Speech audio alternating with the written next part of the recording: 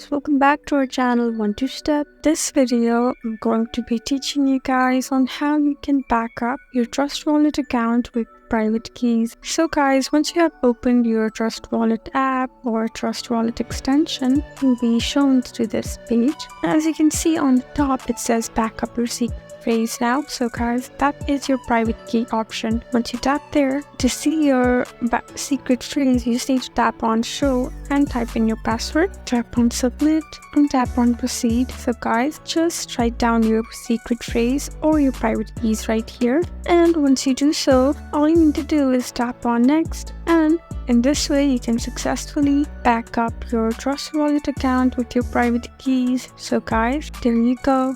I hope this video was helpful for you. If you found this video helpful, please leave us a like and drop us a comment down below.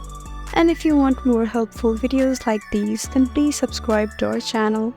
We'll see you again next time. Thank you for watching.